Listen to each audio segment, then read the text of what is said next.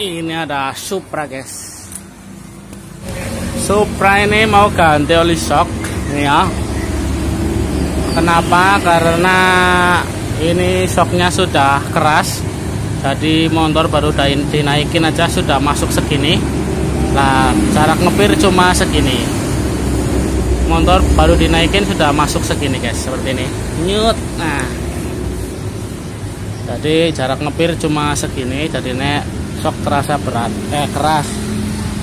Penyebabnya itu apa ya? Karena oli di dalamnya sini sudah nggak bagus guys. Nih, ditekan saja bisa naik seperti ini guys. Harusnya itu keras guys ya. Bukan karena pirnya lemas, bukan karena olinya ini sudah jelek. Kita buka ya. Kunci 14 ya.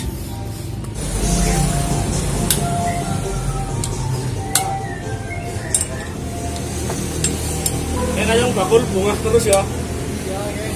Payu ora payu jan rasane seneng wae.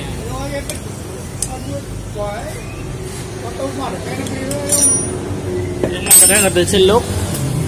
Ora diceluk ya ora mandek. Buka bautnya ini pakai kunci 14 guys. Yang atas yang dilepas, yang bawah cukup dikendorkan saja guys. Karena yang atas itu yang mengunci as ya, sedangkan yang bawah itu cuma menjepit saja.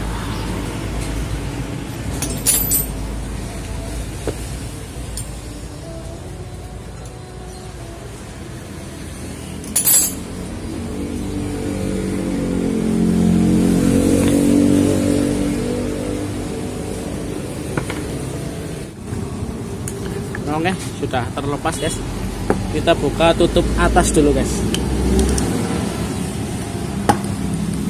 Pakai alat sederhana aja.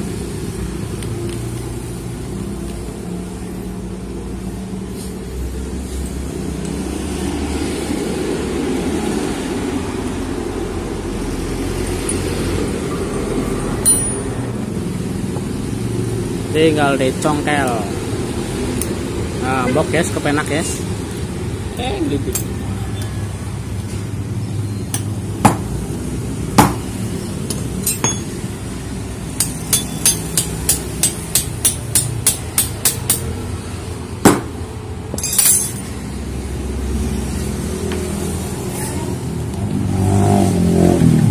Kita buang nanti sekalian.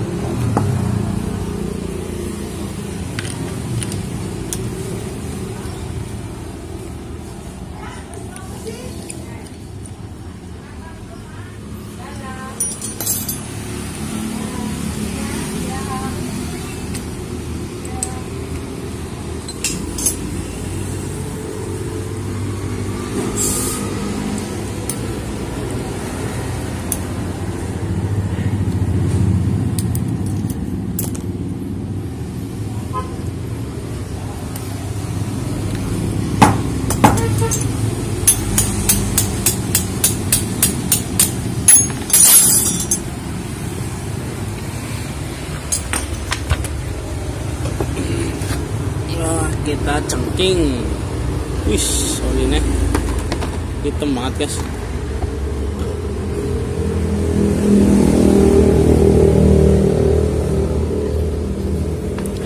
Olinya nih. Olinya itu sudah hitam banget dan kental banget guys. Ini yang bikin jadi suspensinya itu nggak enak guys ya. Ambles tapi keras gitu guys. Kalau ambles empuk sih tenggurnya enak. Ini ambles tapi keras. Jadi motor baru dinaikin itu sudah ambles. Misalnya segini, ini normal segini. Motor baru dinaikin udah masuk segini. Otomatis kan sisa pirnya tinggal segini. Jadi pergerakan shock cuma endut seperti ini ya keras guys. Terus dijamin keras. Kita tiris dulu.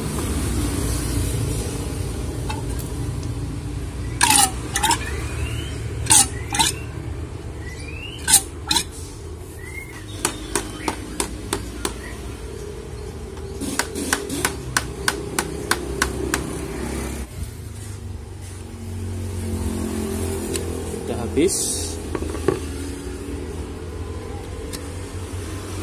Oke, sudah ya, kita bawa sini lagi.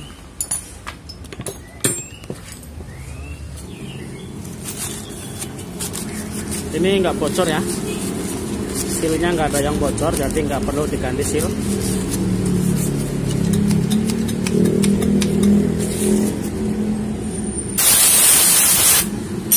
Karena ini sealnya masih bagus.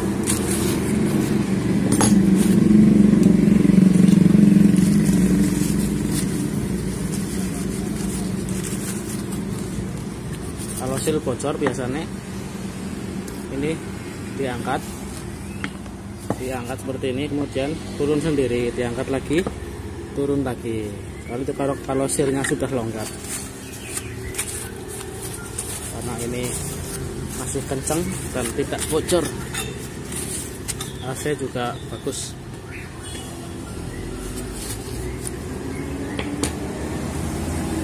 Kita takar oli. Sini saya pakai oli jumbo, satu wadah dapat 2 ya. Nah, ini takarannya seperti ini guys. Ini saya pakai gelas buat oli samping Vespa guys. Ini sebenarnya gelas oli samping guys.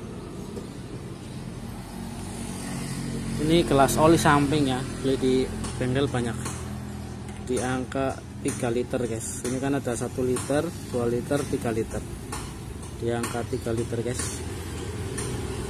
Pakai gelas oli samping Vespa. Untuk mili kayaknya ini sekitar 62 mililiter.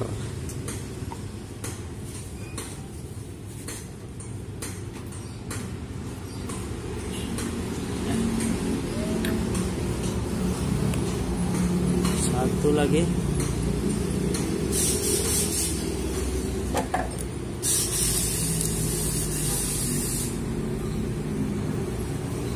Kanan kiri sama ya, biar seimbang.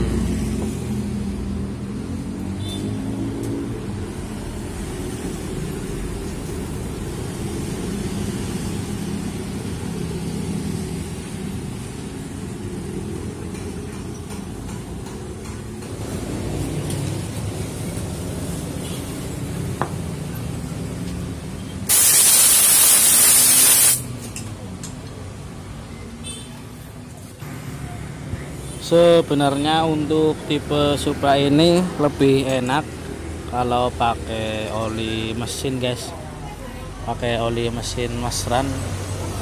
Dengan takarannya sama ya guys, takarannya sama di angka 3 liter kayak tadi, tapi olinya itu pakai oli Masran guys, oli mesin Masran.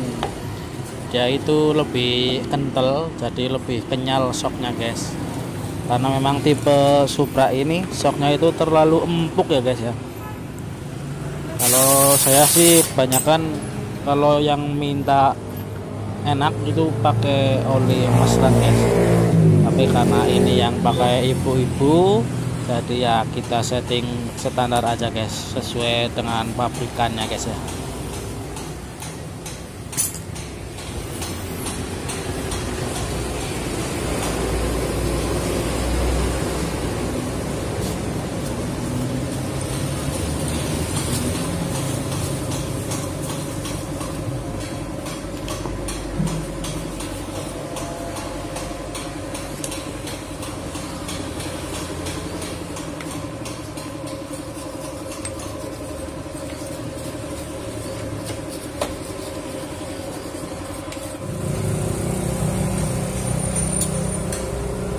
Sebenarnya untuk shock ini agak sedikit berbeda ya guys ya, dengan penggantian oli mesin ya guys ya. Ya bukan sedikit ya, memang sangat berbeda sekali. Oli mesin disarankan ganti 2 bulan sekali, itu paling maksimal ya. Sedangkan oli shock ini terkadang itu sampai bertahun-tahun, bahkan sampai nggak pernah diganti. Yang penting itu nggak bocor seperti itu ya, sealnya nggak rembes, jadi nggak diganti oli. Nah itu yang sebenarnya itu nggak boleh seperti itu guys. Kalau oli shock di dalam sudah sangat jelek atau sudah sangat mengental atau bahkan sampai hitam banget, itu terkadang membuat shock itu terasa jadi keras guys. ibaratnya kerupuk itu kerupuk melempem guys. Coba bayangin kerupuk melempem, dia itu empuk tapi keras, alot gitu ya guys ya. Empuk tapi keras seperti itu. Jadi kalau dipakai kalau nggak dipakai di nyul-nyul enak guys, normal. Tapi begitu dipakai jalan, kena jalan yang keriting, dia itu kerasannya keras guys, karena memang sistem peredam kejutnya sudah tidak lagi normal ya guys ya. Itu disebabkan karena oli yang sudah sangat jelek guys. Kemudian oli shock juga terkadang menimbulkan gas guys. Jadi di dalam oli shock itu kadang ada yang dibuka kemudian nyembur guys, jadi kayak ada gasnya gitu guys, yaitu karena disebabkan oli shock yang sudah terlalu jelek kan, itu kan menimbulkan bau yang tidak sedap guys.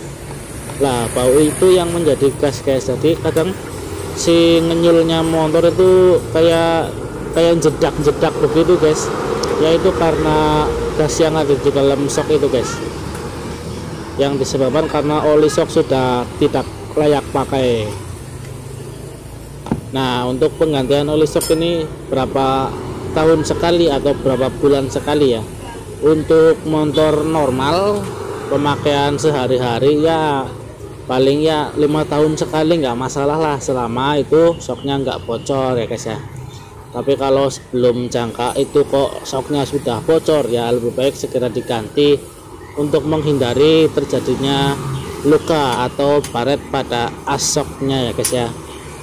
Nah, sedangkan untuk motor yang misalnya untuk medan-medan berat, misalnya motor tukang ojek, motor-motor yang untuk bawa beban berat atau bakul mie ayam, itu kan dipakai untuk gerobak ya guys ya. Itu disarankan ya setahun sekali ganti oli shock. Kenapa? Karena kerja shocknya itu lebih berat lagi, maka olinya akan cepet jelek lagi ya guys ya. Walaupun oli shock ini di dalam nggak ngapa-ngapain, tapi dia itu sebagai peredam kejutan si gelombang aspal ya, atau jalan yang rusak. Nah, oli shock ini sebagai peredam guys, maka terjadilah ibaratnya oli diopok-opok terus menerus guys ya. Kurang lebih ya seperti itulah.